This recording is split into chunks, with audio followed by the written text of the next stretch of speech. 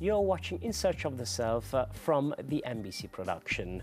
We are talking about a proficient songwriter, Rabindranath Tagore, who has composed over 2,200 songs.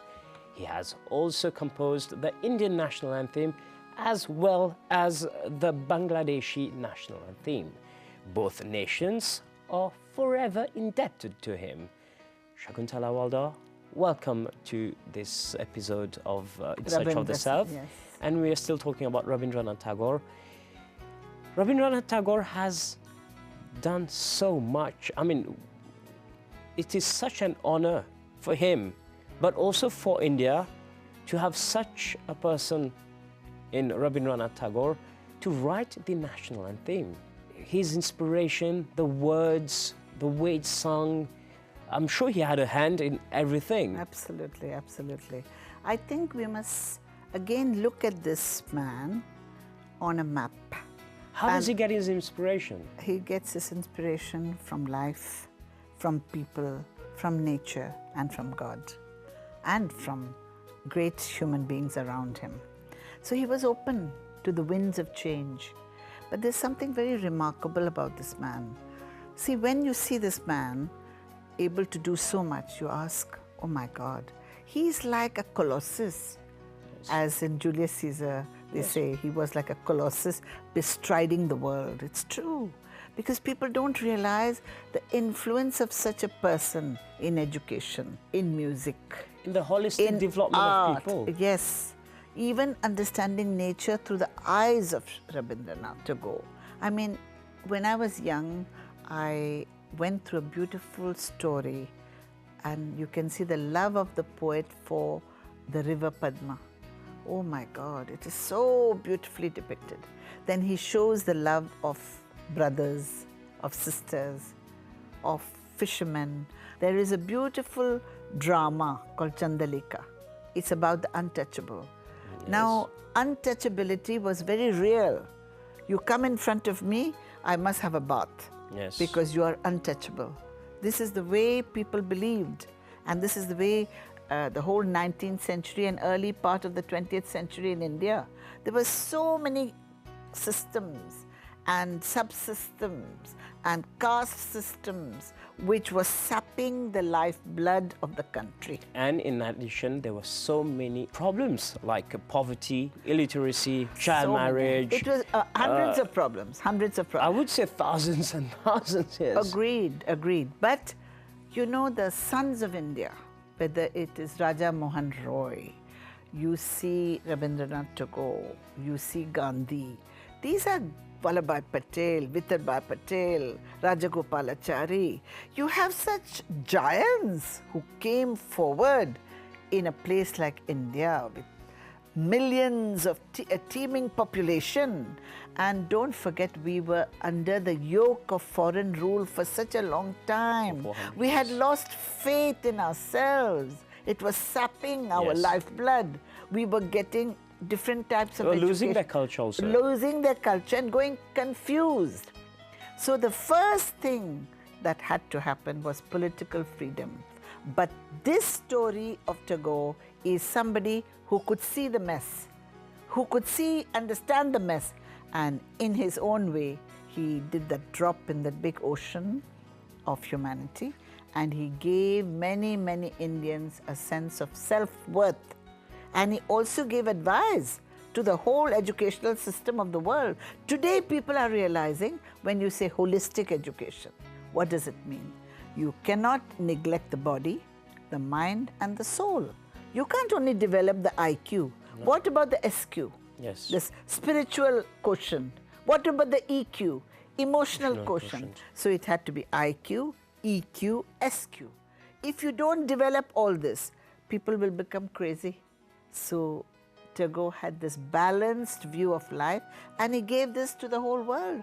You have no understanding. He had so many followers. Even Gandhi had so many followers. And there were people from abroad who came to Vishwabharati, who came to Shantiniketan to learn, and they wanted to know what he had to offer. And he was talking to educationists all over the world. There is a picture of him and Einstein.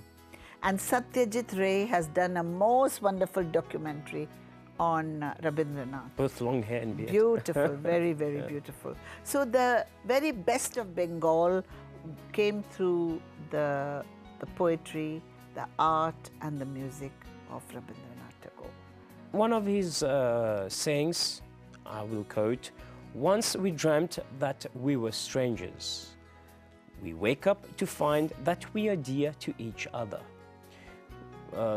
Is he trying to say that we should stop creating barriers? We must not beyond the judge, physical level. Yes, we must not judge the person by the suit he's wearing. If you're wearing a beautiful suit, doesn't mean you're a beautiful person. No. This is what it is. So he is asking us to question it. Question the heart of the person. Question the work of the person.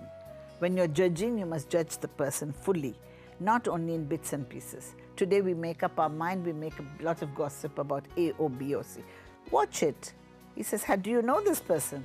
Do you know what this person is doing? If you don't know, you better not say you don't know. But this is why a lot of things are mixed up in today's world. It's important to start with who you are, what you are, where you are, and finally find your own chemin, find your own way. Shakuntala, would you agree that people tend to point at the weaknesses of other people so that it takes away the attention from them and makes them look good? But this is the way of the world. Everybody wants to only show the negatives of everybody else, to show that they are positive. Yeah, but Shakuntala, if I'm pointing towards you, you always have the three other fingers pointing towards yourself. But you forget the three other fingers. Exactly, and people don't, by doing so, they are themselves judging and they are showing themselves a weakness of their own personality. Agreed, but Roshan, the journey through life is very educative. And slowly, slowly you begin to realize what is right and what is wrong. And this word discrimination is very, very important. How do you know where is the jungle, where is the ocean, where is the road? So the search for the road between the jungle and the ocean and the river has to be found by you with intelligence. So this is what Rabindranath Tagore has tried to share with us. He wants us to discriminate throughout his life. Throughout his life. And he was a very awakened person, spiritually very awakened. He realized that in relationship we may be wrong. We may have bad friends who lead us the wrong way. I mean, look at our society today, so many addictions. We have alcohol addiction, drug addiction, so many addictions. Or even attachment. Or attachments which is creating problems for us. So we begin slowly to understand the fabric of human existence and also know how to live and how to enjoy the freedom that comes when you love God while loving the world. And eventually try to make sense of our lives. Yes. Because many of us are still figuring out what's our mission, what we have to do. This is the beginning. This is a beginning, but of in course. the beginning, but while we are sincere, there will be many people who can guide us, but we must be open. If you start reading people like Tagore, I can tell you, you're not on the wrong path, you're on the right path. It leads us to yet another saying from Rabindranath Tagore. He says, if you shut your door to all errors, truth will be shut out. Wonderful. So he's telling you to learn from life. There will be errors, you will fall down. You must get up and walk again. There's no perfect life. No perfect life. We have to learn. And the human way is full of errors, full of difficulties. But don't run away from difficulties. Don't run away from problems. Face it. And say, I'm ready. Be brave. Be courageous. It would be very boring if we led a perfect life. But this is a myth. What is a perfect life? Even if it was true, it would be very boring. No, and it is mythical. The perfect life is mythical. The real life is the road that you have chosen, courageously, bravely, but it has to be truthful and it should not hurt others. It's what you make of it. But you have to make sure it's truthful and you should not hurt others. Then you walk. Nobody can stop you. So what if someone is experiencing, he's trying to lead such a life, but they are hurt from the persecution of other people. How do you go about? I think when other people persecute you, mostly others are unaware of the real you. I want to tell you, Tagore was hurt by many people. Of course. Many people criticized him. Many people found him wrong. Many people opposed him. Yes. But he said, this is my road. I must find this road. If I have to walk alone, I'm ready to walk alone, but I must find my truth. He was very sincere vis-a-vis himself. This is important. People may not believe you, Roshan. People may not trust you, but do you trust yourself? Are you pure enough to trust yourself? You should trust yourself. That is the point. So Shakuntala, you love poetry. Indeed. And you share that passion with Rabindranath Tagore. Well, I try my best to continue writing, but he's in a venerable situation because his poetry carried the people right, left and center. He carried everybody, the folk people, the country people. It's not easy to be a poet of this international stature. It leads me to my next question. How come you always have an answer to every question I have for you? Good question. I'm somebody who asks questions to myself all the time.